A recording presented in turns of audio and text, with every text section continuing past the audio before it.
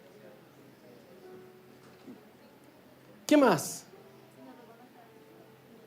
Que no reconoce al Señor, enemigos del Evangelio. Por ahí va, gracias a Dios están aprendiendo. No tiene que ver con alguien que se oponga al Evangelio. No es un enemigo del Evangelio, es un enemigo de la cruz.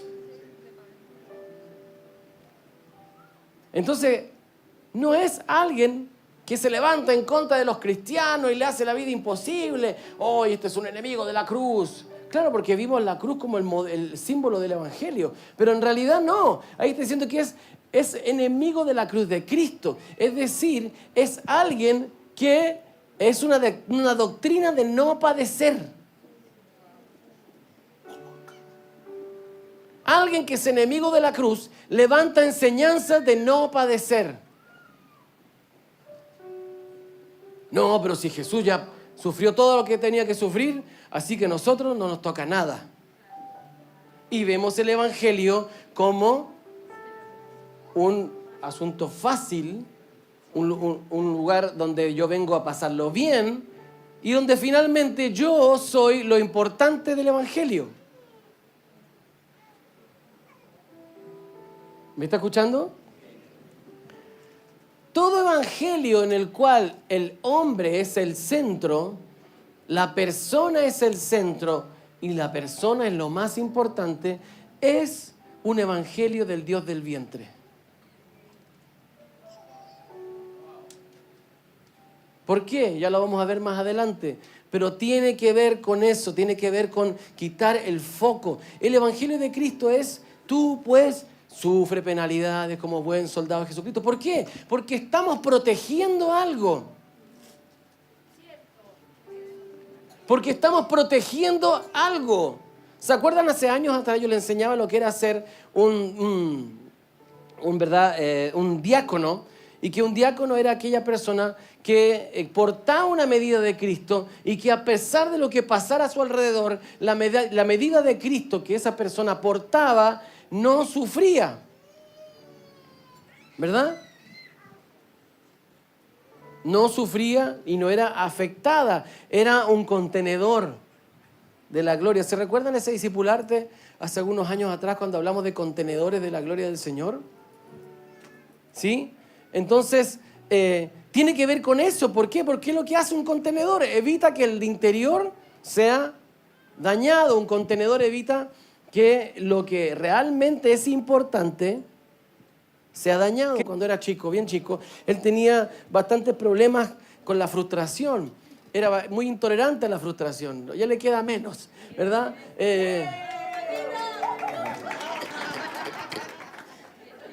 Porque cometimos el error de todo el tiempo celebrarle todo, nos hacíamos lo que perdíamos en los juegos. Entonces comenzó a manejar dinámicas de frustración cuando algo no le salía muy bien.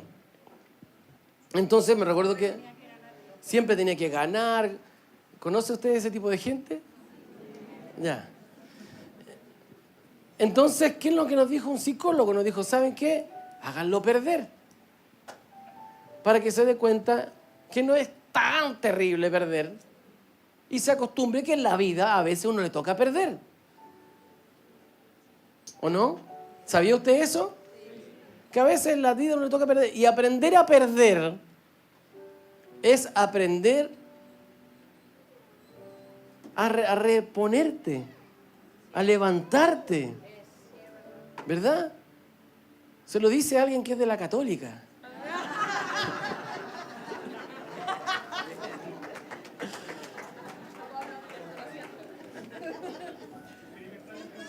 Experimentado en quebranto, llevamos la cruz de Cristo en el pecho, hermano. Sí. Los padecimientos, hemos aprendido, experimentado en quebranto y toda la onda. Hasta mis hijos me abandonaron, hermano. Sí. El Aarón lo llevó un día, mejor lo voy a sacar a una vuelta. Lo llevó al estadio, les compró camisetas del Colo, volvieron colocolinos, hermano. Nunca les pasen sus hijos al Aarón, nunca. No, eso se llama traición a mansalva. Bueno, doctrina no padecer. Si Jesús sufrió, a nosotros no nos toca sufrir. Es un egocentrismo profundo. en donde todo gira en torno de mí. Entonces Jesús me vino a solucionar la vida, Él me vino a solucionar los problemas, yo no tengo que padecer, yo no tengo que vivir problemas. Y bueno, Joaquín, me recuerdo que el psicólogo nos dijo, hágalo perder. Y comenzamos a hacerlo perder, a ganarle, a jugar de verdad y que perdiera. Y le costó muchísimo el acostumbrarse a experimentar estas emociones displacenteras que son equivocarse, perder, llegar tarde, perder un turno, qué sé yo, todo ese tipo de cosas que uno tiene que aprender en la vida. Porque eso te enseña, eso te hace fuerte, eso te da resiliencia. El volver a levantarte, volver a ponerte de pie, me equivoqué, volver a empezar. Aunque no nos guste, mire, yo le voy a confesar, una de las cosas que a mí me desagrada es hacer algo 2 veces. Me desagrada mucho. Por eso es que a veces la pienso demasiado para hacer que me salga bien a la primera. Porque como buen raíz, soy así. No me gusta hacer las cosas 2 veces. No me gusta que comenzar a construir algo y hay que desarmarlo. Me frustra. Me frustré, por ejemplo, la vez que estábamos haciendo un emplazamiento de una cuestión, ¿verdad? Y alguien, no, mentira, nos equivocamos, ¿verdad? Y lo emplazamos mal y hubo que borrar una cuestión, toda la casa de nuevo, borrarla, volverla a hacer. Segunda vez, de nuevo no nos resultó, hubo que volver a borrar. Por tercera vez tuvimos que dibujar la casa, y una casa grande, entonces yo ya estaba medio tostado, porque para mí hacerlo 2 veces ya está mal, 3 veces es peor. Entonces, el aprender a equivocarse tiene que ver con ese tipo de cosas. También de la humildad, de decir, reconocer que no soy perfecto, reconocer que tengo limitaciones, reconocer de que necesito a alguien más que me ayude. Entonces, eso me ayuda también a tener un concepto de mí que no esté equivocado, un concepto real. Pero este tipo de gente, este tipo de personas, son personas que no aceptan el padecimiento. Entonces Jesús dijo a sus discípulos en Mateo 16, 24 y 25, dice, si alguno quiere venir en pos de mí, niéguese a sí mismo, tome su cruz y sígame, porque el que quiera salvar su vida, la perderá, pero el que pierda su vida por causa de mí, la hallará. Niéguese a sí mismo es uno de estos versículos que pasamos rapidito, porque todos nos quedamos con tome su cruz. No, mi cruz, oh pastor, usted no sabe cuál es mi cruz. Mi cruz es soportar a mi suegra, ¿verdad? Oh, la señora difícil. Oh, mi cruz es, no sé, mi jefe, que me reta porque llego 5 minutos tarde. Y comenzamos a inventar cruces que no son cruces. Son exageraciones. Pero en realidad la cruz de Cristo tiene que ver con padecer para volverte a alguien confiable. La cruz de Cristo tiene que ver con padecer. Dice que por cuanto Cristo padeció la obediencia, el Padre le dio el nombre sobre todo nombre. Entonces, los padecimientos en realidad no son cosas que te hacen la vida difícil, no son gente que te cae mal, no son situaciones que no te gustan, que son displacenteras para ti. Los padecimientos definitivamente son situaciones que tú vives, que te templan. Que te dan un temple, que te hacen alguien más confiable. Entonces, el atravesar situaciones difíciles, el vivir padecimientos, el vivir quebrantamientos, lo que hace es fortalecerte. Yo creo que aquí todos saben que cuando alguien se fractura un hueso y el hueso vuelve a soldar, es extremadamente difícil que el hueso se vuelva a quebrar en el mismo punto, porque desarrolla un callo óseo que hace mucho más resistente el hueso en la zona de la fractura que en el resto del hueso. El hueso queda grueso, queda muy resistente. Entonces el quebrantamiento hace eso, te engrosa, te hace más resistente. Tus huesos son más firmes. ¿Por qué? Porque aprendieron a padecer, porque vivieron padecimientos. Alguien que ha vivido, por eso que Jesús era experimentado en quebrantos. Y estos versículos los pasamos rapidito para no darnos el trabajo de entender. Nos quedamos con el toma de la cruz y llamamos a la cruz a alguna aflicción, dificultad que vivamos naturalmente. Esta generación de cristal es una generación que es amadora de sí misma. Esta generación de cristal, lo voy a decir de nuevo, es una generación que es amadora de sí misma. Miren lo que dice la palabra en el libro de 2 Timoteo, capítulo 3. Dice así: también debes saber esto, que en los postreros días vendrán tiempos peligrosos. ¿Por qué peligrosos? ¿Por qué son tiempos peligrosos? Fíjate, porque habrá hombres amadores de sí mismos, avaros, vanagloriosos, soberbios, blasfemos, desobedientes a los padres, ingratos, impíos, sin afecto natural, implacables, calumniadores, interperantes, crueles, aborrecedores de lo bueno, traidores, impetuosos, infatuados, amadores de los deleites más que de Dios, que tendrán apariencia de piedad, pero negarán la eficacia de ella. A estos, evita. ¿A quiénes? A los que son así. ¿Conoce gente así? Yo creo que conozco más de lo que quisiera. Y ahí aparecen varias palabras, por ejemplo, raras, como infatuado. ¿Qué es lo que es infatuado? Un infatuado es una persona que tiene una mente confusa. Son esa gente que no tiene los pensamientos claros. Así como que no cachan, y hoy día piensan una cosa y mañana no, y no se deciden, y no saben para dónde ir, no saben qué decisión tomar, y tienen que andarle todo preguntando al pastor, porque no saben ni qué ropa ponerse. Infatuados. Es con una cordura limitada. Interperantes aparecen por ahí. ¿Sabe lo que es un interperante? Falta de temple. Alguien que no tiene la firmeza suficiente, que no sabe, que no se afirma, es un desubicado, un desenfrenado. Entonces, pero destaqué en este versículo, donde dice amadores de los deleites más que de Dios.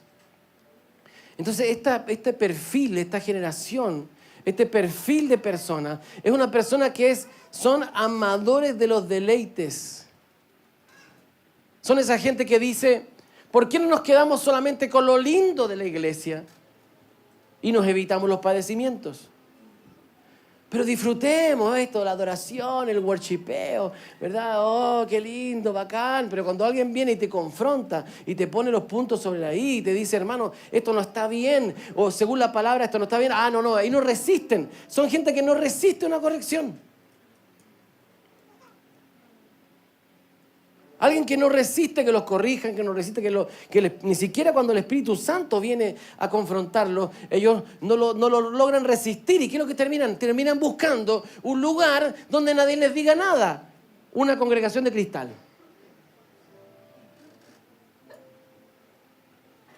Donde si quieren hacer lo que se les da la gana, dar rienda suelta, ser infatuados, ¿verdad? Interperantes. Me permitan ser un interperante sin la culpa de saber que estoy haciendo mal. Y es como que hackean la mente. ¿Se da cuenta? Esa gente como que hackea la mente. Es como que alguien estuviera enfermo, tuviera, no sé, alguna enfermedad X. Y se siente tan mal porque sabe que él es el responsable de esa enfermedad, que se va a un lugar donde todos padecen esa enfermedad para decir, no, los sanos son los malos. Son los sanos los que están equivocados. Nosotros somos, mire, todos aquí somos enfermos. Porque solamente se quedan con el placer. Gente que tiene tremendos dones, pero no tienen quebranto. Gente que tienen tremendas, de repente, oh, lindo, tú los ves, pero abajo no tienen sustento, no tienen padecimiento. Nunca han podido vivir la cruz de Cristo. Son enemigos de la cruz de Cristo. Así de fuerte es. Esa gente son enemigos de la cruz de Cristo. Por eso que muchas veces nosotros como líderes, como pastores, nuestra función es precisamente decirle que no. Y no necesariamente porque sea un no, sino que por formación.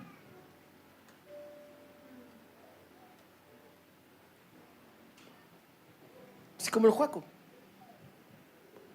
Hubo que decirle que no, por formación. Y muchos de los no, o de las cosas que a veces nos toca a nosotros, es porque en el espíritu estamos viendo, esa persona necesita esto. Y por diagnóstico decimos un no.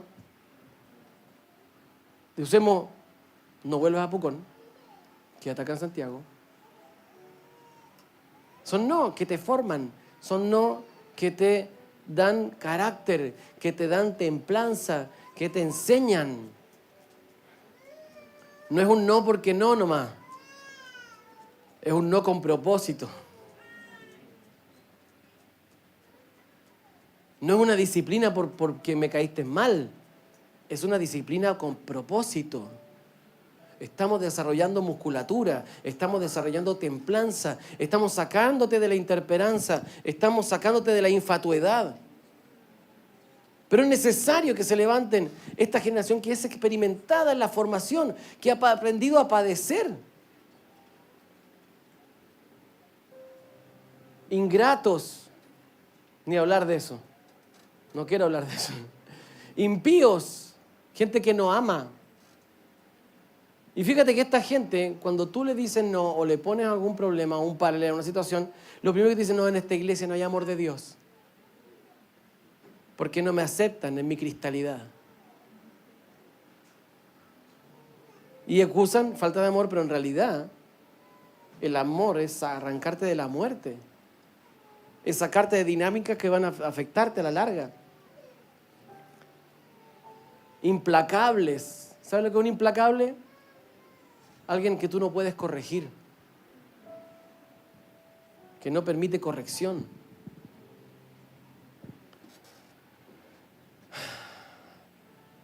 De estos a estos evitan.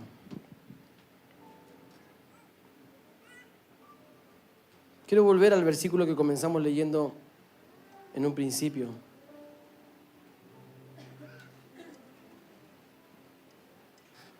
Dice, hermanos, ser imitadores de mí y observar a los que así se conducen según el ejemplo que tenéis en nosotros, porque andan muchos de los cuales frecuentemente os decía, y hasta ahora lo digo, ya llorando. Qué heavy, porque el apóstol Pablo está llorando mientras escribe esto.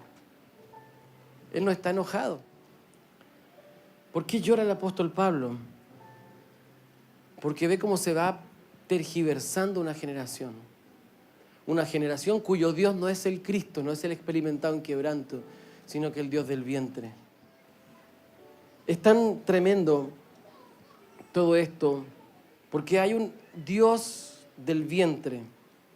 Hay un Dios que está posicionado, ¿verdad? Y está en esta posición que gobierna. Pero para entender por qué Pablo se refería al Dios del vientre, tenemos que entender, Pablo era ¿de dónde? De Tarso. Antes de llamarse Pablo se llamaba Saulo de Tarso. Eso significa que vivía en Tarso. O que venía de Tarso. Tarso es una ciudad que hoy en día está en Turquía.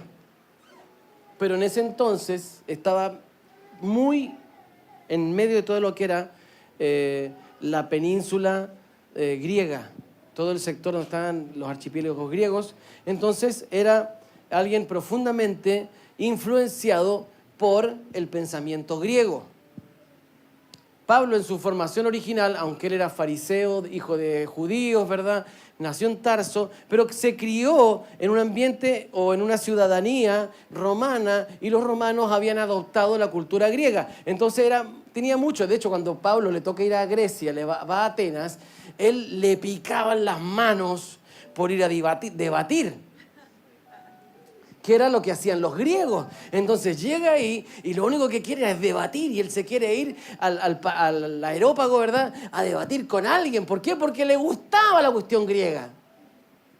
El griego, ¿cómo funcionaban los griegos? Se juntaban, ¿verdad?, en el Areópago y empezaban los filósofos a discutir y este decía esto y el otro decía lo otro y comenzaban ahí unas batallas de argumentos, ¿verdad?, hasta que uno vencía al otro en argumentos. Entonces Pablo, cuando llega a Grecia, él estaba verde por ir a debatir.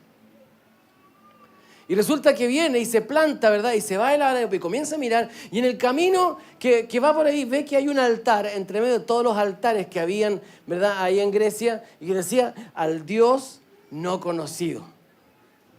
Entonces de ahí se agarra y dice, con esta es mi herramienta para debatir. Y comienza a establecer a Dios como un Dios legítimamente digno de adorar, porque estaba dentro de los altares de los dioses griegos. Y dice, de este Dios es el que yo les vengo a hablar, del Dios no conocido. Pero cuando Pablo se quiere plantar en esa actitud de argumentación, de debate griego, ¿verdad? Los griegos, que eran los papá de los pollitos de los buenos para debatir, lo tratan de charlatán. Y finalmente Pablo tiene que agachar el moño y retirarse de ahí y queda como un charlatán. ¿Por qué? Porque trata de llevar a lo natural algo que es totalmente espiritual. Tú no puedes enseñar la fe desde los argumentos. Por eso que hay mucha gente en las iglesias que están convencidos, pero no están convertidos. Gente que tú por argumentación los convenciste, pero la primera vez que el enemigo logra levantar un argumento diferente y que es más creíble para ellos, terminan apartándose del camino por causa de que hubo otro argumento que para ellos les pareció más convincente. Y es gente que no tiene una convicción en su espíritu, sino que solamente en la mente. Y los puede convencer a través de argumentación. Pero por eso es que es tan importante entender. Pablo, que vivió en eso y dice que él fue humillado allí en Grecia. Lo humillaron, lo trataron de charlatán y terminó, ¿verdad?, teniendo que decir en la siguiente carta, ya no voy a volver más a ustedes con argumentos de humana sabiduría, sino con poder de Dios. Pablo entiende que el asunto no es argumentar, sino que es demostración de poder. El Señor lo tiene que quebrantar, lo humilló, quedó como un charlatán, quedó como un fanfarrón, como alguien que habla, lo trapea con él, lo humilla delante de los filósofos.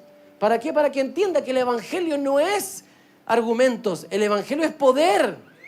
El Evangelio es poder. Es poder, por eso que no podemos vivir un evangelio sin demostración de poder. No podemos vivir un evangelio desconectado de la acción. Quiero que yo lo iba a contar yo, pero quiero que mejor lo cuentes de primera fuente, ¿verdad? Cayo, ven a contarnos el testimonio del viernes en la noche. Esto es importante porque esto es evangelio, esto es realidad, es demostración de poder, no es simplemente argumentación. ¿Amén?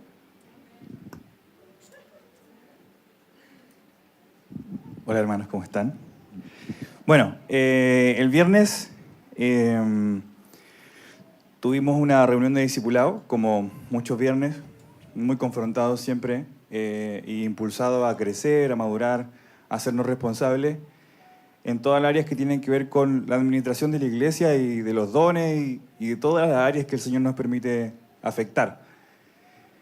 Entonces comenzamos a inquirir y los pastores empiezan a hablar sobre la importancia de la ofrenda, la importancia del diezmo, la importancia de la primicia y de cómo nos dimos cuenta que en el fondo En el corazón muchas veces estamos arraigados a este Dios del dinero y simplemente no damos porque tenemos miedo a soltar el dinero. Es básicamente amor al dinero.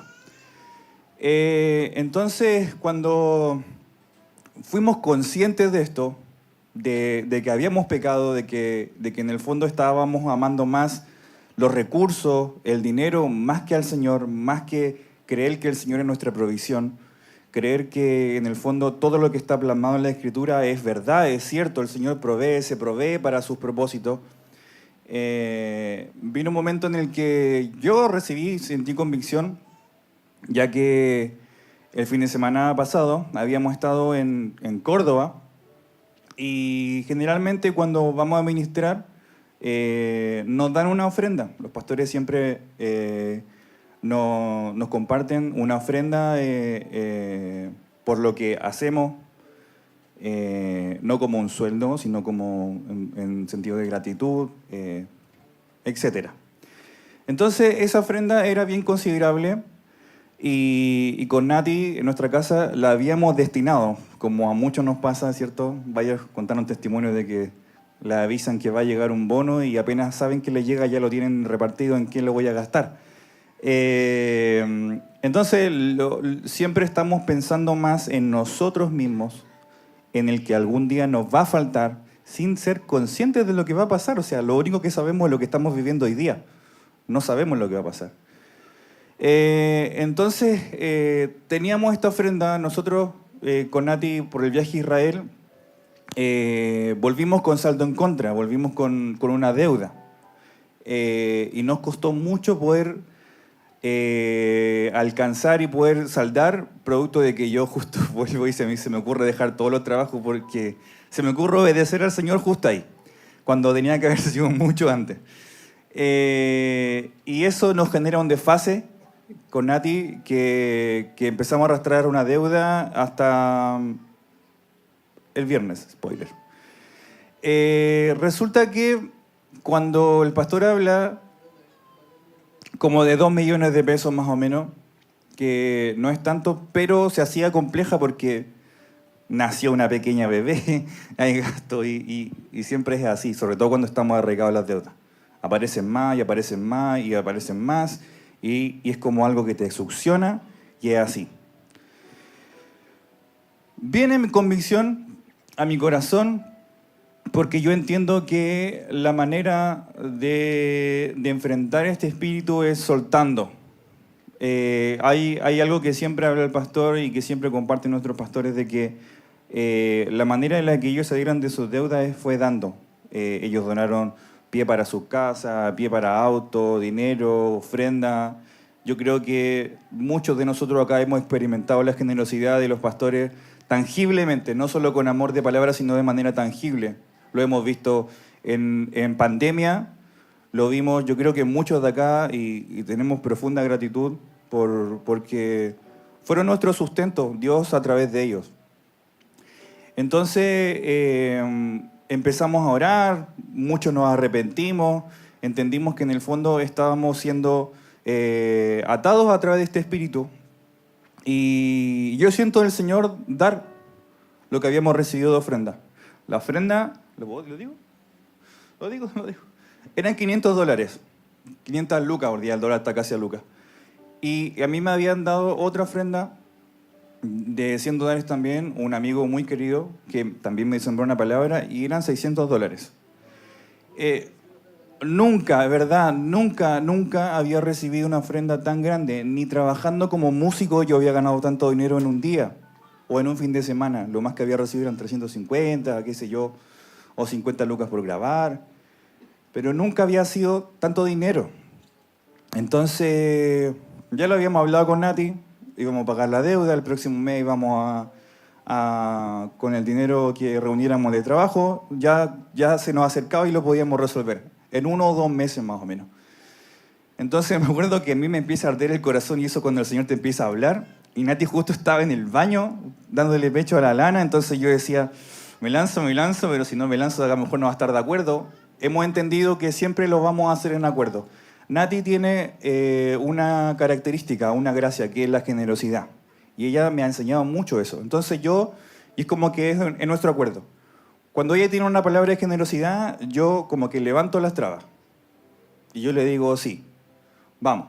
Obviamente siempre lo pesamos, lo conversamos, vemos si realmente es del Señor o no. Y si es viceversa también. Entonces cuando vuelve, yo le digo, ya habíamos terminado de orar, y le digo, ¿sabes qué siento del Señor de sembrar esto? Y me mira con temor. Porque significaba que no había el plata para pagar la deuda. Y si hay algo que no nos gusta es estar endeudado. Si hay algo que nos incomoda es estar endeudado. No, de verdad, nos hace sentir muy atados. Entonces, a mí me empezó a entrar una incomodidad de decir, no puede ser que estemos atados a las deudas y con mentalidad de miseria, porque yo anhelo tener un lugar, ejemplo, para los que están en ADL, donde ellos puedan fructificar, tengan un espacio donde cada uno tenga su instrumento, donde no tengan que armar, desarmar, venir, aunque es parte de la escuela que igual van a ser formados, pero que tengan un lugar digno. Estábamos hablando del cambio de casa, estábamos hablando de lo estrecho que estamos acá, hablábamos de que yo tengo que entrar ahí con el yayo al ir y venir, de qué me presta, qué no me presto, qué te puedo sacar, qué no te puedo sacar, para poder ocupar esto y toparnos con un montón de cosas que pasan. Está difícil hacerlo aquí. Entonces yo le digo al Señor, yo no quiero eso, yo quiero dignidad para los chicos, quiero que ellos tengan un lugar digno y si eso significa darlo todo para eso, lo voy a dar. Le digo a Nati me mira con temor, pensando en las deudas, y me dice, bueno, si es del Señor, gloria a Dios. Mujer sabia, amén, sí. Tomo la ofrenda, le cuento a los pastores que lo que el Señor me estaba hablando y me entrego la ofrenda, rindo eso, y inmediatamente el Señor le habla a Alita de que ella iba a saldar toda nuestra deuda. Entonces, eso fue, sí, un aplauso para Alita. Pero lo impresionante fue después. Nos pusimos a llorar con Nati, fue muy emocionante. Yo no lloré con Hipo porque me contuve nomás, porque si no me hubiera alargado en la casa lloré más. Pero lo impresionante de eso fue que cuando Nati le da el monto a Alita de nuestra deuda, Alita dice que era justo el monto que le quedaba porque ella había recibido un bono, ella había apartado una ofrenda para ese bono y ella nos contaba que le preguntó al Señor qué iba a hacer y tenía ese dinero ahí guardado. Entonces cuando Nati le da el monto, ella ve que es exactamente el mismo monto que ella tenía guardado. O sea, es como que si el Señor ya tenía todo preparado. Y es más, no pasa solo ahí. Llegamos a la casa, Nati le está dando pecho a la Lana y de repente, sí, no deje de dar pecho. Entonces empieza a revisar la cuenta y dice, oye, espérate. Y se pone como súper intranquila. Tengo una transferencia que dice pago proveedores. Entonces dice, pero debe ser Lalita. No, Lalita ya me transfirió. Entonces yo así como, ¿quién? ¿De dónde viene un pago de proveedores? Lalita le dice, debe ser la ISAPRE que te está pagando retroactivo. La ISAPRE ya no había pagado. Nos apareció en la cuenta 1.350.000 con números chicos, 451, una cosa súper extraña. Porque si alguien te ofrenda 1.300.000, 1.200.000, 200.000, no sé, millones, números cerrados.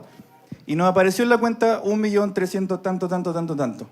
Sin nosotros saber cómo rayos llegó ahí. ¿Qué entendimos? Que cuando yo tomo la decisión de soltar todo lo que Satanás pueda tomar de mí para mantenerme atado, entonces el Señor se provee para nosotros. Amén.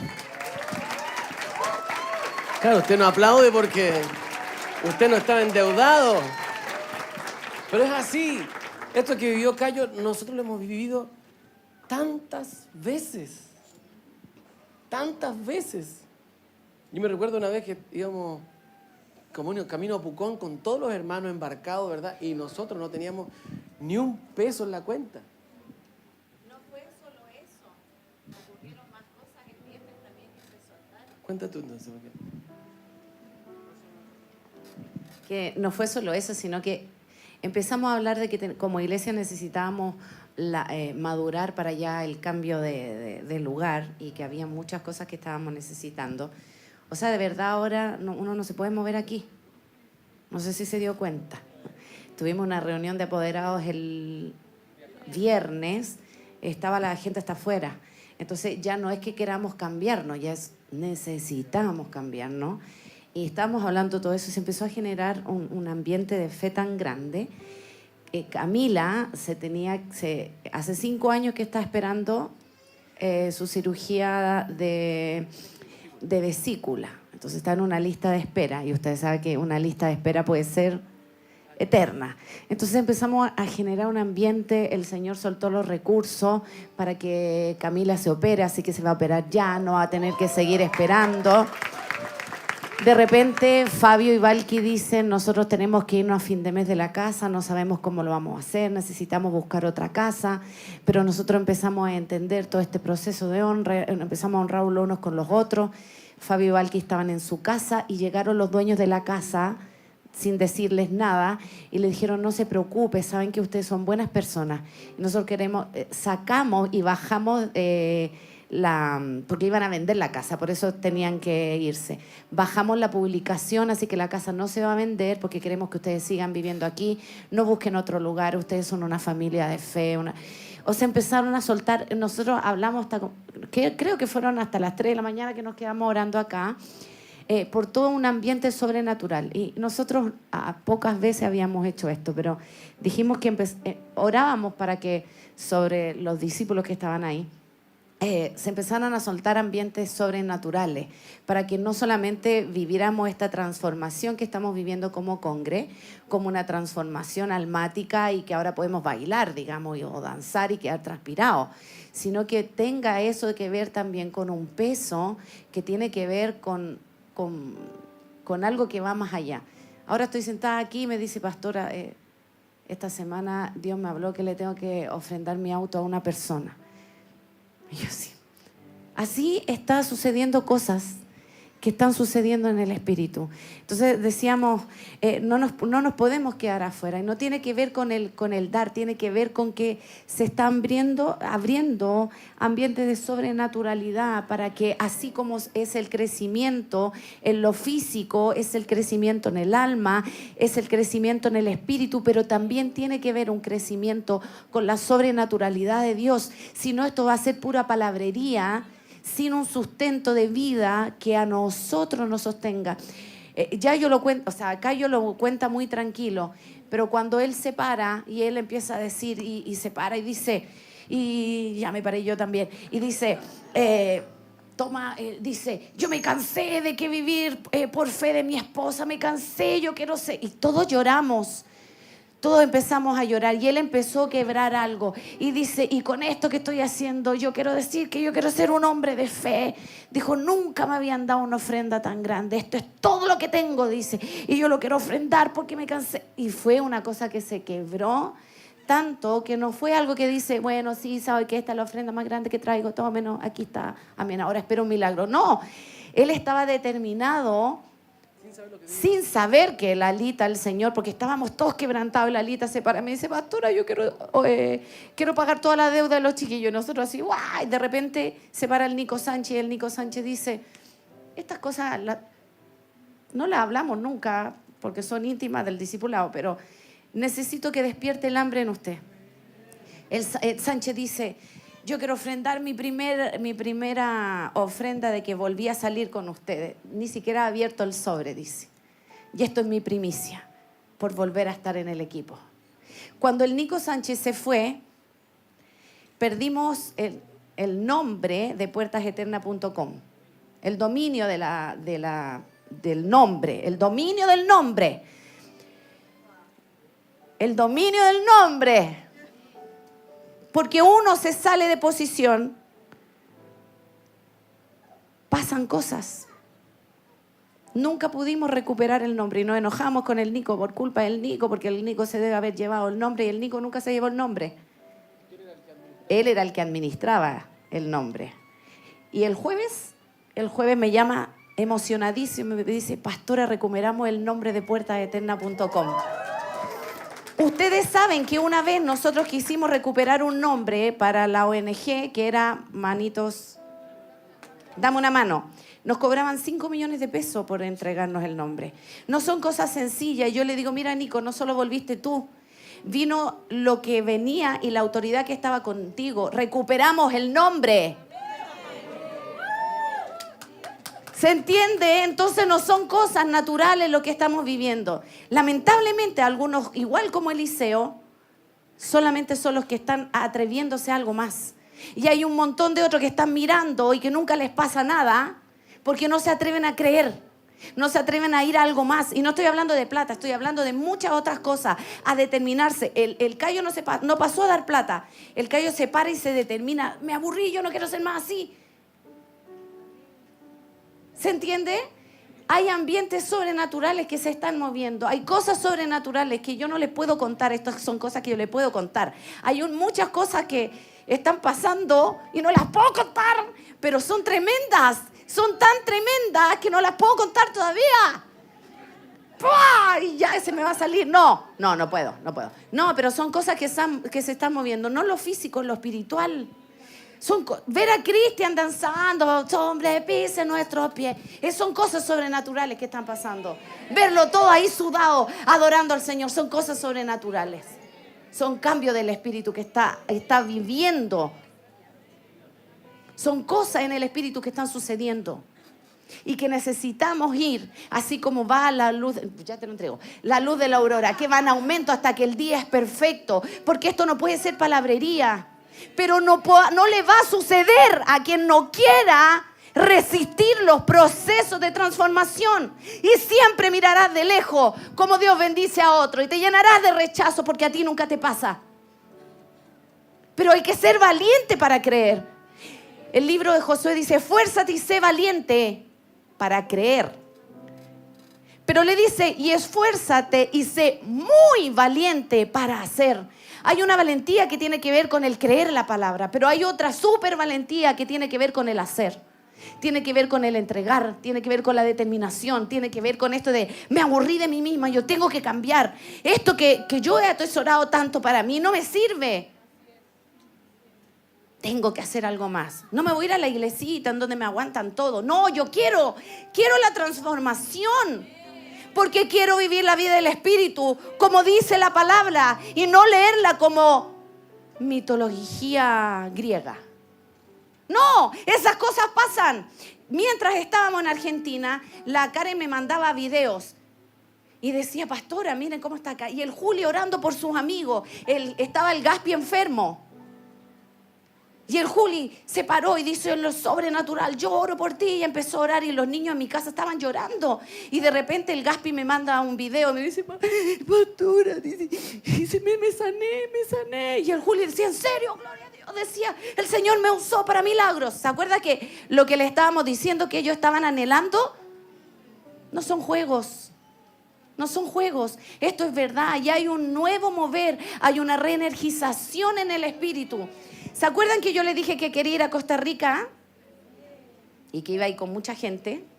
Bueno, resulta que estábamos en casa. Abrazo. Estábamos en el discipulado. Y algo empezó a arder en mí. Y yo dije, no sé. Yo tengo que ir a Costa Rica de nuevo. Y le digo, le estoy contando la misma historia, pero no tiene el mismo final. Y le digo allá a Costa Rica, por favor, averíguame a la Nati, que con Jerko, que nos está mirando, un besito. Le digo, averíguame si va a haber un evento, porque en mi espíritu me dice, me dice, tienes que ir para allá. Hay un manto que se va a soltar, hay un manto. Y yo así como no entiendo nada. Y le digo, Miki, no sé, pero yo tengo que ir. Me dice, vamos. Y ahí yo le dije, como yo soy muy generosa en esto, y le digo, ¿quién quiere ir conmigo? Todos quieren ir conmigo. Ya. Y mandamos la solicitud y resulta que dice, solo para miembros de RAMCU, solo pastores, apóstoles, pastores, profetas y maestros que estén en primera línea desarrollando su ministerio. o si no, que tengan que ser amigos ministeriales de la red del apóstol. Entonces, cuando yo me metí un día a ver la transmisión, estaba Shakespeare dándole una palabra y yo, mi corazón así, ¡pa, pa, pa! Yo dije, no sé cómo, yo aunque no me acepten, yo voy a tomar el avión y voy a ir allá. Y me voy a meter y voy a decir, lo siento, vengo de Chile, me tienen que aceptar, no sé, algo, pero yo sabía que mi espíritu tenía que estar allá y así sea como sea, yo iba a ir. ¿Por qué? Porque no me voy a quedar esperando en una silla si me cae un manto.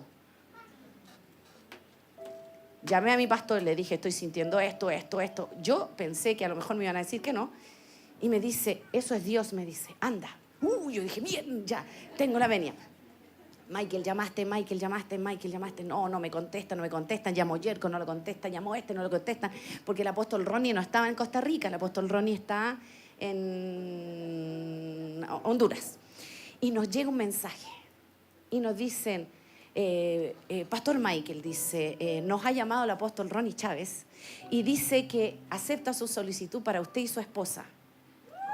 ¿Cierto? Y nosotros así. Y me dice, espérate. Y nos manda, yo me pongo así porque yo... Y me mandan la descripción de todo lo que va a ser ese retiro. ¿Y sabe de qué va a ser? ¿Sabe de qué va a ser? ¡No sabe! Diga, no sé. Porque es interno. No puede saber. Es un traspaso del manto profético. Es un retiro para traspasar su manto profético. Y es lo mismo que Dios me había hablado antes. Y yo dije, ¿qué? No. Y me puse a gritar y la Karen andaba detrás mío en la casa. Y yo, andaba así. Me decía, pastora, ¿cómo estás? Sale de aquí. No sé. Porque me ardía. Y yo digo, algo está sucediendo en el espíritu. Hace 23 años se activó en nosotros todo un mover de adoración que hasta ahora tenemos. El Señor se tomó 23 años para formarnos. Por eso no puede ir cualquiera. Tienen que ir los que han resistido procesos, los que se han dejado madurar por el Señor, los que han sido obedientes, los que no se han bajado de la cruz y no han querido vivir una vida de agonía, sino que se han muerto pero han resucitado. Por eso es tan estúpido ir a una iglesia a sufrir. Si no tiene propósito, su sufrimiento no vale. ¿Cuándo un sufrimiento vale? Cuando mi vida tiene un propósito. Por eso hay que sufrir con propósito. No sufrir porque yo soy espiritual y yo sufro. No, yo estoy sufriendo mi carácter, yo estoy sufriendo mi manera de ver las cosas. Yo estoy sufriendo el que me humillen, estoy sufriendo el que hablen mal de mí, estoy sufriendo el que me... Todas esas cosas que vienen por causa de Dios, no por causa tuya. Porque sufrir por causa tuya no tiene que ver con Dios. Tiene que ver con un carácter no formado. Sufrir por Cristo tiene que ver los padecimientos que vienen por Él. Cuando viene todo esto, yo digo, ¡guau! Ya, y esto enloquecí. Enloquecí, yo digo, el Señor está moviendo cosas. El Señor no está transicionando cosas.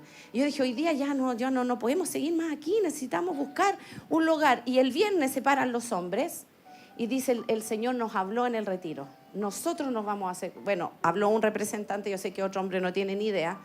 Pero en representación yo quiero contarle a usted. Y se para un hombre y dice, Dios me habló. Se para Richard, dice, Dios me habló. Me dice, déjate de vivir subsidiado por la iglesia. La responsabilidad de tu casa es tuya, pero la responsabilidad de la iglesia es de los hombres de la casa. Pastora, nosotros vamos a ir a buscar lugares, nosotros vamos a gestionar los arriendos, nosotros vamos a buscar los lugares que tengan que a ustedes les parece. Y así como los hijos de Eliseo, los profetas de Eliseo, cuando vienen y le dicen, hemos quedado estrechos, Eliseo le dice, vayan. Pero ellos le dicen, pero no nos dejes solos. Dice, nosotros vamos a venir y le vamos a presentar las distintas tipos para que elijamos al lugar donde nos cambiamos. Eso es una iglesia que está madurando. Esa es una iglesia que está entendiendo. No que los pastores hacen todo y después el que prospera es el pastor. Después el que le va bien es el pastor. Y todos enojados porque el pastor le va bien y a ustedes no. Sí, pues, si es así, para que nos vaya bien a todos, todos tenemos que movernos en responder a Dios. No disponer de un hombre que responda a Dios para que él le vaya bien y ustedes se llenen de celo porque a un hombre le va bien y a usted no.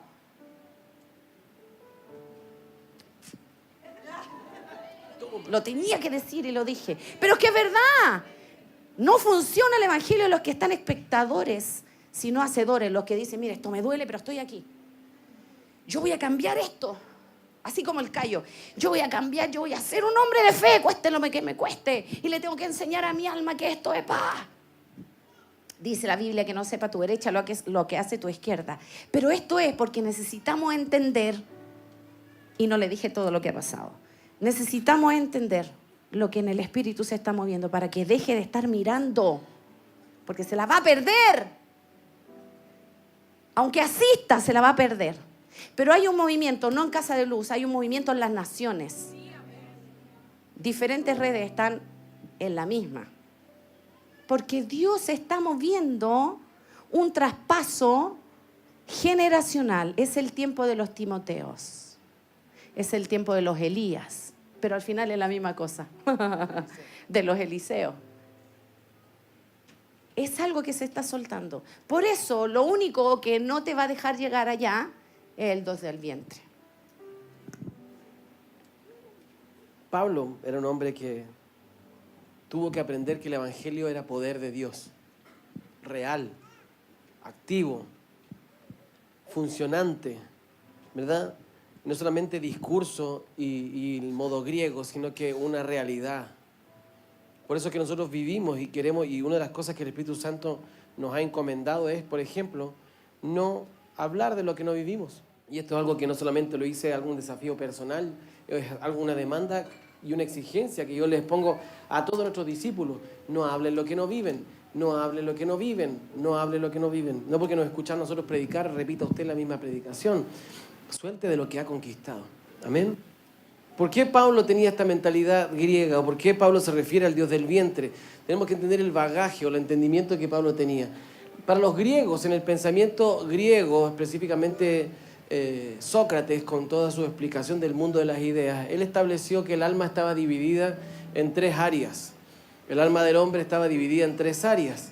Era la parte racional, la parte irascible y la parte concupiscible. Entonces, explicaba, ¿verdad?, Sócrates, que la parte racional era la que tenía que tener el control. Él lo explicaba como una auriga, una auriga de caballos, que eran 2 caballos que tiraban un carro, y dice que lo racional era el jinete, el conductor del carro, y que había un caballo que tiraba para un lado y el otro caballo que tiraba para el otro. Un caballo era el bueno y el otro caballo era el malo.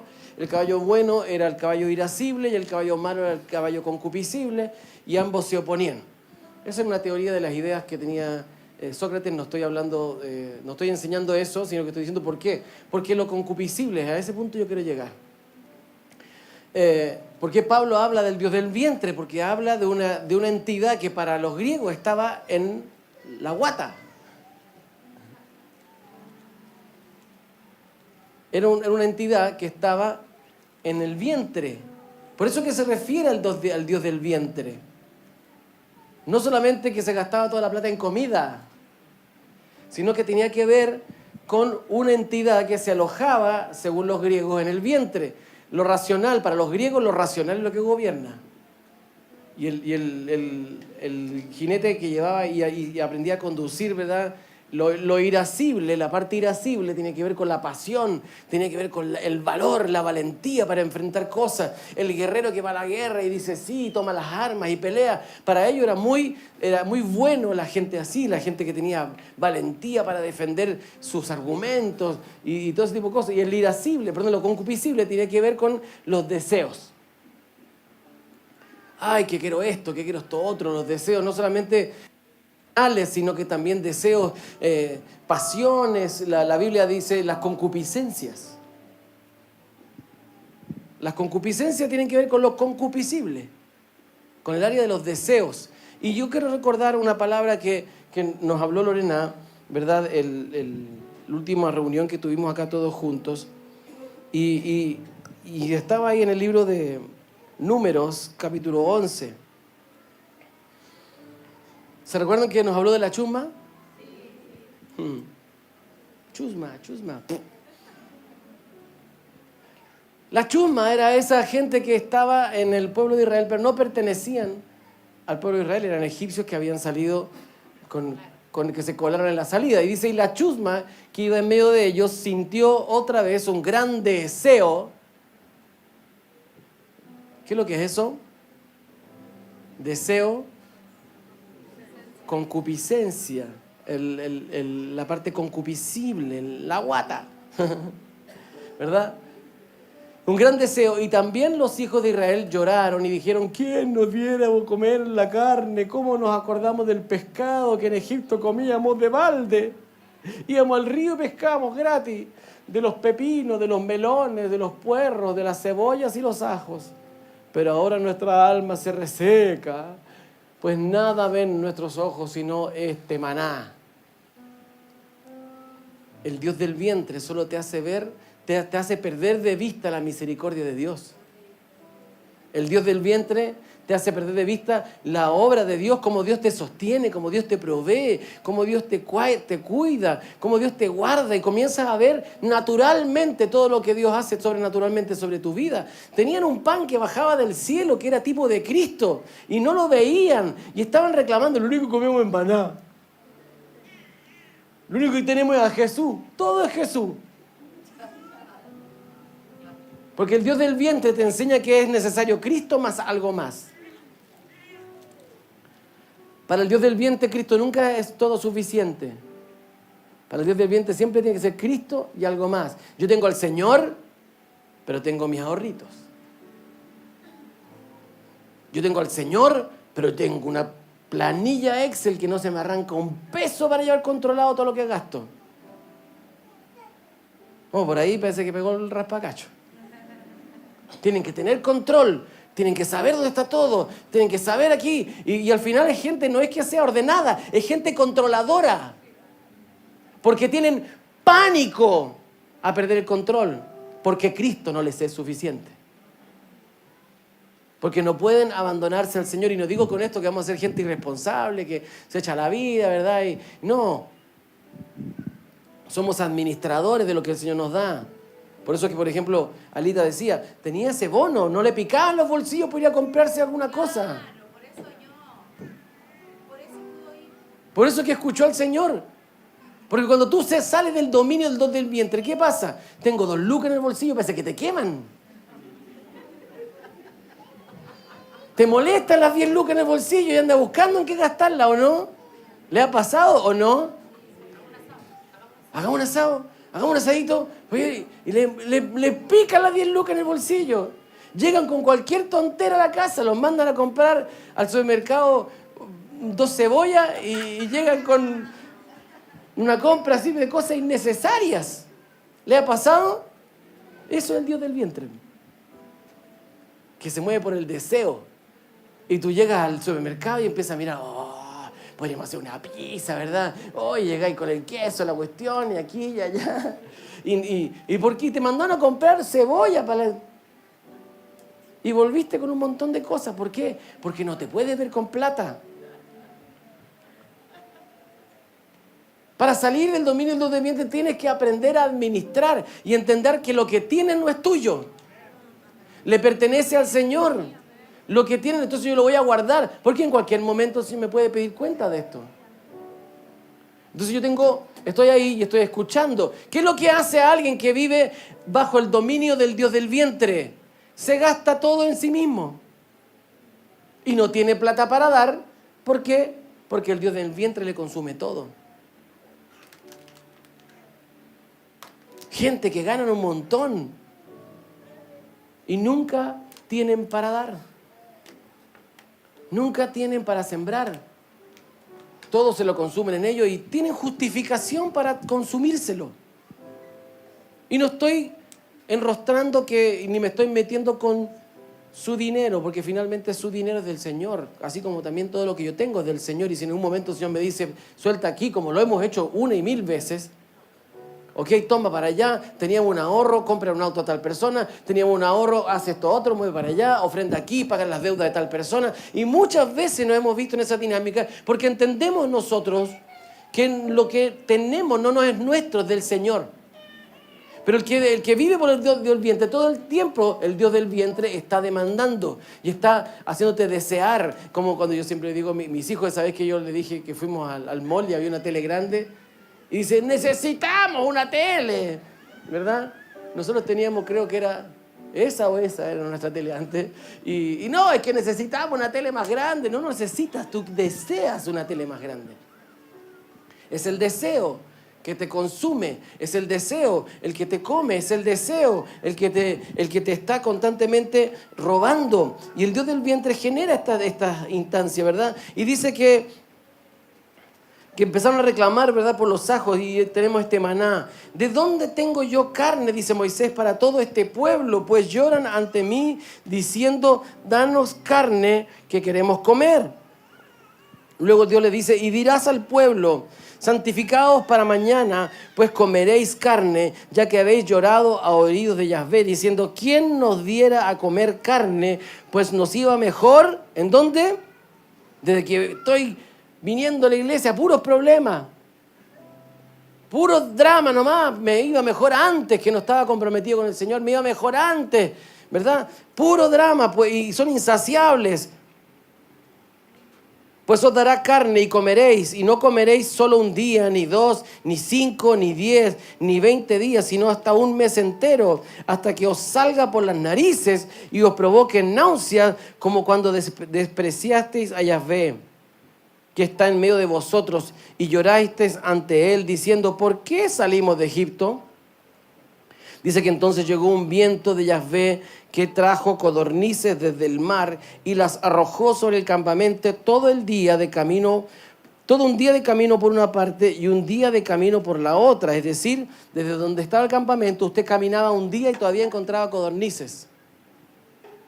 Caminando, imagínense la cantidad de kilómetros que había lleno de codornices. Amén. Sobre la faz de la tierra, y el pueblo estuvo levantando todo el día, toda aquella noche y todo el día siguiente recogiendo codornices. Los que menos recogieron 10 homer, es decir, 10 canastos grandes, y los esparcieron alrededor del campamento. Pero mientras la carne aún estaba en sus dientes, antes que la castigaran, la ira de Yahvé fue encendida contra el pueblo, y Yahvé golpeó al pueblo con un azote muy grande. En algunas partes dice una peste muy grande, y el nombre de aquel lugar se llamó Kibrot Hatava, porque allí se sepultó a un pueblo con deseos desordenados. Kibrot Hatava significa lo que dice allá arriba, la tumba del deseo. El Dios del vientre te lleva a la tumba. El Dios del vientre te arrastra a la tumba. El Dios del vientre te ata, no te deja prosperar. El Dios del vientre finalmente hace que vivas una vida totalmente natural. Cuando leíamos el primer versículo, cuando leíamos delante, recuerden lo que decía, dice que eran enemigos de la cruz de Cristo, cuyo fin es la perdición, cuyo Dios es su vientre y su gloria está en la vergüenza, los cuales piensan solo en lo terrenal. Característica de una persona que vive bajo el espíritu del Dios del vientre: solo piensa en lo terrenal. Otra vez, solo piensa, ¿dónde? Usted ha escuchado a esa gente que dice, no, pero pastor, hay que poner los pies sobre la tierra. Pero tráelo a la realidad, a ver. ¿Ha escuchado a esa gente así o no? No, esa cuestión de no, todo es espiritual. No, tiene que ser realidad. Gente que el otro día el Señor me soltó una palabra, estaba ministrando y yo la solté y me vino ese rema así, ¡oh! ¿De dónde salió eso? ¿Sabes que el polvoriento, el que es nacido de la carne, lugar seguro? La tierra. El que es terrenal, el que vive y piensa solo en cosas terrenales, el que vive bajo el dominio del vientre, su seguridad está en la tierra. Su seguridad está aquí, en el polvo, pero los que son nacidos en Sidón, su lugar seguro es arriba. Su seguridad está arriba. Nosotros no nos anclamos a la tierra, nosotros tiramos nuestras anclas al cielo. Nos anclamos a la palabra del Señor, nos anclamos a lo que Él habló. Mi seguridad está en Él. Por eso yo le decía el otro día a los chicos, si tienes una palabra, lo tienes todo. Si tienes una palabra, lo tienes todo. Si tienes una voz del Señor, aunque no veas nada concreto, tienes un ancla segura y tienes una seguridad. ¿Por qué? Porque en nuestro lugar seguro, el que es nacido en Sion, es más seguro arriba que abajo.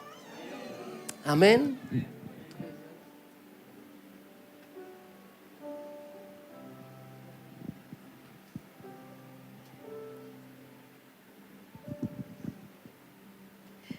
película.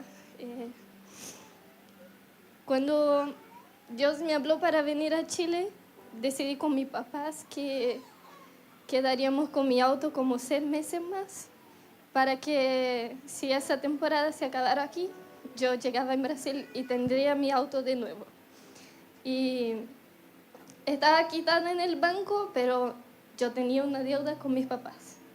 La mitad del auto era de ellos, y mientras el Cayo estaba dando su testimonio, Dios me pidió para que regalara mi auto a Donna y Elisa, que acaban de se enterar ahora, si están viendo.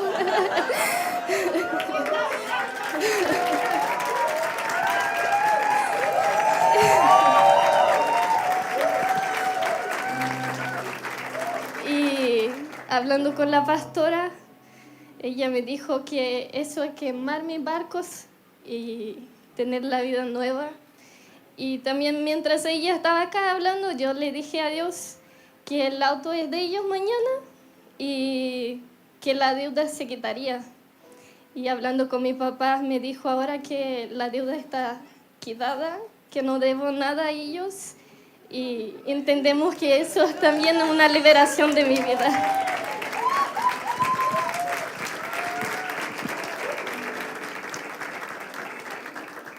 No es un auto. Quemó sus barcos para quedarse aquí. Su papá pagó las deudas, bendijo a otro. Eso hace un discípulo. Eso hacen los Eliseos. Cuando los llaman, queman los bueyes.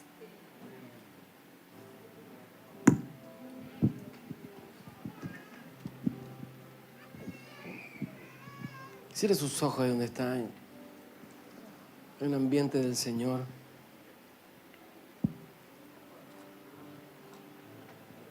Creo que el Señor está llamando a una generación que tiene que emanciparse del gobierno del Dios del vientre. Y comiencen. Hoy día ustedes han escuchado testimonio tras testimonio, testimonio tras testimonio, de gente que le está creyendo al Señor y están cortando su relación con el Dios del vientre, el Dios que genera necesidades para que todo el tiempo tú vivas esclavo de esas necesidades. Es que me va a faltar, es que no voy a tener, y viven con miedo. Esta semana una hermana me decía: Dios me está llamando a ofrendar todo mi sueldo. Y tengo miedo porque me va a faltar, tengo miedo porque me pueden decir algo, tengo miedo. Pero ese es el Dios del vientre, haciéndote una pataleta. Y en el nombre de Jesús hoy día le cortamos todo asidero al Dios del vientre. En el nombre de Jesús nosotros nos anclamos al cielo, nosotros nos anclamos arriba. Y en el nombre de Jesús estamos desatando un ambiente y una temporada de milagros y de fe sobre esta casa. Para aquellos que se desconectan del Dios del vientre, para aquellos que se desconectan de este Dios que solamente te hace vivir por el deseo, te hace vivir por la seguridad, te hace vivir por lo que tú puedes gobernar y dominar. Y en el nombre de Jesús nosotros pertenecemos al cielo. Los nacidos del Espíritu son como el viento, dice. No saben de dónde vienen, ni saben para dónde van. No saben cómo van a vivir, ni saben cómo se van a sostener. Pero sí sabemos una cosa, que mi Dios suplirá todo lo que falte conforme a sus riquezas en gloria en Cristo Jesús. Hace más de 20 años, un día como hoy, un día domingo en la mañana, yo le dije a Lorena: yo no puedo seguir viviendo, no puedo. El Señor me llamaba y me llamaba y me llamaba, y yo tenía una lucha interna. Yo no podía renunciar a eso. Yo sentía, yo le dije: ¿sabes qué? Yo no puedo contra esto. Yo voy a renunciar al llamado del Señor, porque yo necesito sostener mi casa. Yo quería sostener mi casa, yo quería sostener mi familia. Y le dije a Lorena: yo voy a renunciar al llamado del Señor porque yo necesito trabajar. Y bueno, y le daré al Señor lo que me sobre, el tiempo que me sobre. Me recuerdo que esa mañana yo lloré y le rendí al Señor. Le dije: Señor, yo tengo muchos deseos de servirte, pero tengo que sostener mi casa. Me recuerdo que yo llegué esa mañana a esa reunión y el pastor está predicando de cualquier cosa, y se da vuelta y me mira y me apunta y me dice: deja tu trabajo, dice el Señor. Él no me ofreció un sueldo. Él no me ofreció nada, solamente deja tu trabajo. Yo me recuerdo que fui y renuncié. Mi jefe, a pesar de que yo renuncié, él me dijo, te voy a dar una indemnización, te voy a pagar el finiquito, porque él me quería mucho y me paga el finiquito del tiempo que había trabajado ahí. ¿Sabes lo que entendí yo del Señor? Dije, yo nunca más quiero depender de un sueldo. Tomé todo ese finiquito y lo ofrendé delante del Señor. A partir de ese día, en 20 años, yo no he dependido de un sueldo. Nunca he tenido una seguridad de que me va a llegar tanta cantidad de dinero a fin de mes. ¿Sabes por qué? Porque por eso yo digo siempre va a haber. Porque he visto en 20 años que nunca Dios me ha fallado. Siempre ha habido, es más, siempre ha habido sobreabundante. A veces ni siquiera hemos tenido para comer y al día siguiente está la alacena llena, está la despensa llena. Porque no dependo del Señor. El Dios del vientre no me gobierna. Yo dependo de Dios, perdón. Él es mi fuente, Él es mi roca, Él es mi seguridad. Por eso que una y otra vez quemamos los barcos, una y otra vez quemamos nuestra seguridad. No dependemos del sistema, no dependemos de la tierra, no dependemos de lo que podemos controlar, dependemos del Señor. Y no digo con esto que dejes el trabajo, digo que el Señor te va a proveer, si es por tu trabajo o no por tu trabajo, si es por lo que haces y no por lo que haces. ¿Me doy a entender? Es una locura, una cosa que no puedo explicarte, pero he visto al Señor muchas veces. Hemos tenido la confianza en que algo de lo que hagamos va a resultar. ¿Y sabes lo que pasa? Dios se encarga de defraudarme, que no me resulte el negocio, que no me resulte. Hemos ido a ministrar a lugares donde nos han prometido que nos van a bendecir y nos han dado risura. Se han burlado de nosotros. Dicho, el Señor va a proveer y es el Señor el que nos ha sostenido una y otra y otra y otra y otra vez y otra vez y otra vez. Tenía la confianza, quería un auto nuevo, mi auto valía $1.000.000, estaba muy malo. Y el Señor dijo, anda a ungir otro auto. Fuimos a ungir otro auto, queríamos otro auto. Lo ungimos, una gota de aceite, era pura fe. Encima el auto que tenía ahí no costaba nada, era un desastre de vehículo. Dije, lo voy a vender. Saqué el seguro para venderlo. Dije, lo voy a vender, así que le tengo que quitar el seguro. El mismo día que le quito el seguro, me lo chocaron, me lo dejaron como acordeón. Toda mi seguridad quedó hecho un repollo. Nada quedó bueno en ese auto. Toda mi seguridad, el Señor se encargó de decirme, tú me dijiste que no ibas a depender de un sueldo. Tampoco vas a depender de lo que tienes en la cuenta, ni lo que tienes en el auto, ni tus bienes, ni nada. Yo quiero ser tu provisión. Yo quiero ser tu Dios. Entramos en juicio con la persona que me chocó. Encima vino el terremoto. El juicio se alargó como 2 o 3 años. Morí. Hasta que un día vi una persona y me dice, me dijeron que tenía ahí un auto a la venta. Sí, ¿cuánto lo voy a vender? 300 lucas, me van a dar mucho por ese repollo de auto. Ven a verlo, le dije. Y lo mira, se da una vuelta. Se sube arriba, agarra un chuzo y empieza. Y lo empieza a tirar, da risa, era como cuando alguien está inflando algo, empieza a tirar el auto. Lo mira y dice, ya, te doy $1.000.000 por el auto. Todo destruido. Hasta el parabrisas lo quebré con la cabeza, si fue fuerte el choque. Ya, le dije yo, bueno, llévatelo. Ay, y la radio, me dice. Yo me voy a comprar una radio bonita, ¿verdad? La tenía guardada. No la tengo guardada, no la vendo. No, te la compro, $1.100.000 por la radio. Ya, le dije yo, llévatela. ¿Qué me sirve si no tengo auto? A los pocos días sale el juicio. Y cuando nos tocó comparecer, el juez me dijo, el tipo me empieza a decir que no te voy a dar nada por ese water, que no. Empezó a ofender delante del juez, de la jueza. Entonces yo salgo después ahí, ¿verdad? Y dije, chuta, me hace difícil esto que me paguen algo. Y me manda a llamar la jueza de vuelta y me dice, yo voy a fallar a su favor porque este tipo es un delincuente, dice. Así que vaya y haga un presupuesto en el taller más caro que encuentre. Haga en 2 talleres diferentes y tráigalos. Vaya al taller de la Hyundai y haga el presupuesto en un taller de la Hyundai. Hice presupuesto, $2.5 millones por estirarme el auto. A los pocos días llega el fallo. La persona tuvo que pagar 2,5 millones, más el 1.100.000 que vendimos el auto. Y me llama un primo y me dice, oye, supe que tú quieres comprarte una camioneta, una Kia Carens, es la que habíamos ido a ungir hace 2 años atrás. Sí, le dije, yo tengo una, te la vendo. Lo que pasa es que el Señor ha sido tan buena conmigo y me dio un auto nuevo, lo compré súper barato, así que ven, ¿cuánto podéis pagar? ¿O cuánto? Yo no tengo mucha plata, ¿cuánto tenéis tanto? Ya te lo vendo en eso. Era el auto del mismo año que fuimos a ungir. Los que viven conectados al cielo viven como el cielo. No viven por el Dios del vientre. El Dios del vientre se consume todo en comida. Se te va la plata en comer. Se te va la plata en pagar deuda. Se te va la plata en arriendo y nunca prosperas. ¿Por qué? Porque vives para el Dios del vientre. Pero cuando te conectas con Dios y comienzas a suplir y eres una fuente de provisión para el reino, el Señor activa en ti la generosidad porque tú eres un canal confiable para soltar recursos. ¿Me doy a entender? No estoy hablando de plata. Estoy hablando de libertad.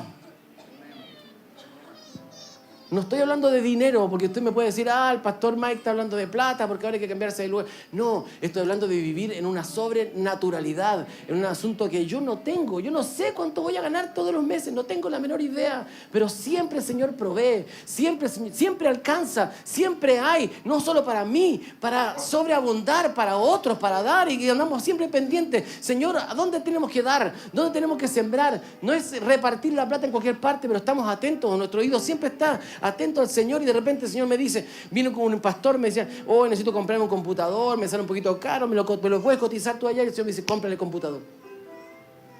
Se lo compré, el mejor que el mío, se lo mandé. ¿Ya cuánto es? Nada, Dios me dijo que era para usted. Y se activan los recursos, y se activa el movimiento, y se activa la fe, y se activa la sobrenatural. Aprende a vivir en el cielo. Dense vuelta. No pongas los pies sobre la tierra, pon tus pies en el cielo. Ánclate al Señor, ánclate a Él. Hay una medida de fe. ¿Y sabes cómo se activa la fe?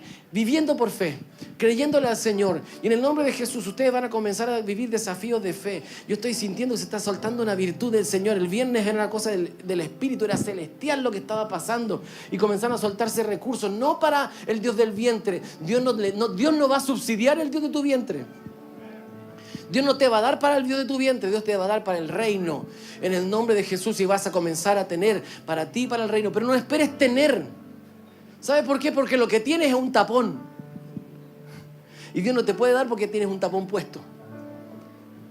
Así que en el nombre de Jesús, en la medida que tú comiences a responder al Señor, y a algunos Dios les va a hablar, hagan esto, a otros Dios les va a decir, hagan otra cosa, a Dios les va a decir, hagan esto aquí y hagan esto allá, y van a comenzar a fluir en lo que el Espíritu del Señor les va a soltar, y va a comenzar a venir provisión, y a venir provisión, y a venir provisión, y a ocurrir milagros, y a ocurrir milagros, y a ocurrir milagros. He visto una y otra vez al Señor proveyéndome, he visto una y otra vez al Señor sanando a mis hijos, he visto una y otra vez pagando cuentas. ¿Sabe cuánto sale pagar el cáncer de un hijo? El doctor, cuando detecta el cáncer de Jafet, dice, ¿tienes plata? Le dije, tengo una tarjeta de crédito, no te alcanza. Vendo el auto, no te alcanza. Vendo mi casa, no te alcanza. ¿Sabe cuánto hemos pagado? 300,000 pesos. 500,000 pesos. Después que el enemigo se levantó y me asustó y me dijo, va a perder la casa, va a perder el auto, va a perder todo. El Dios del vientre me quería robar. Pero nunca nosotros nos paramos en la fe del Señor, nos paramos en lo que Él nos habló. Nunca hemos dejado de ser fieles al Señor en nada. En nada. Y el Señor ha sido fiel con nosotros sobreabundantemente. Está llamando a una dimensión de fe. Dios los está llamando a una dimensión de fe. Así que en el nombre de Jesús, entra ahora. En el nombre de Jesús. Desarráigate del Dios del vientre. Desarráigate de ese Dios que te hace vivir de manera miserable, que no te permite ver, que siempre te está poniendo límite y que todo se consume en comida. Este Dios del vientre te comió la herencia. Este Dios del vientre te comió los recursos que tenías. El Dios del vientre comienza a echarte a perder el auto. El Dios del vientre comienza porque Porque lo que siempre hace es estar generando demandas. Y todo tiene que ver con el beneficio personal, eres tú. Pero en el nombre de Jesús, cuando tú pones tus ojos en el reino y comienzas a hacer un canal de provisión, un canal de bendición, un canal a través del cual Cristo puede fluir, el Señor activa esta sobrenaturalidad. El Señor los está llamando a caminar sobre el agua. Muchos de ustedes van a comenzar a caminar sobre las aguas. Van a comenzar a caminar sobre las aguas. Van a comenzar a caminar sobre las aguas. Yo en el nombre de Jesús profetizo milagros. Profetizo en el nombre de Jesús que van a comenzar a vivir milagros. Pero si tú lo traes a los pies del Dios del vientre, la provisión se va a acabar. Si tú trae estos milagros y los conectas con el Dios del vientre, entonces el Señor va a cortar la mano. En el nombre de Jesús, comiencen ahora a tomar fe. Tomen fe en el nombre de Jesús.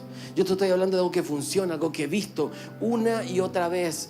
Mi vida es fe. Nuestra vida como familia es fe. Nuestra vida como familia es fe. Nosotros no sabemos vivir de otra manera hoy en día. El Señor echó a perder nuestros barcos.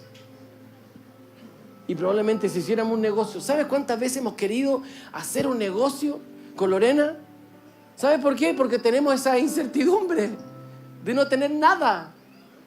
Que si hoy día no tuviéramos lo que tenemos en el ministerio, no tenemos nada. Y digo, hagamos un negocio porque si alguna vez necesitamos tener algo. Y el Señor no nos deja, y no nos deja, y no nos deja, y no nos deja. Tenemos la capacidad, sí, Lorena puede vender lo que se le da la gana, una mujer que es próspera, pero el Señor no nos deja. ¿Por qué? Porque Dios dijo, yo soy tu porción, yo soy tu porción, yo soy tu porción. Él quiere tener el privilegio de sostenerme.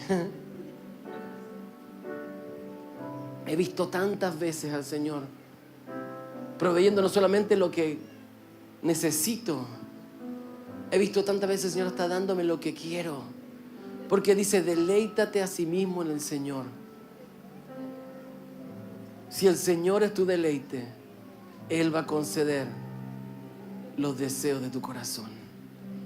Si el Señor es el centro, Él no solamente va a proveer lo que necesitas, Él va incluso aquellas cosas que tú deseabas en el corazón, que no las querías, no las procuraste, pero el Señor te las dio. Padre, en el nombre de Jesús,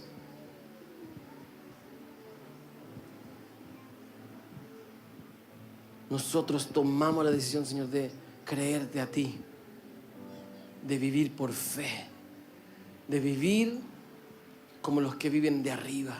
Sacamos nuestros pies del polvo, sacamos nuestros pies de la tierra, sacamos nuestros pies del control, sacamos nuestros pies, Señor, quitamos nuestras fuentes del Dios del vientre que te mantiene atado a los deseos. En el nombre de Jesús, tú eres mi deseo, tú eres lo que quiero, tú eres lo que anhelo, Señor, y nada ni nadie me va a arrancar de ese profundo sentir que hay en nuestro corazón de darte a ti, Señor, lo que mereces, en el nombre de Jesús.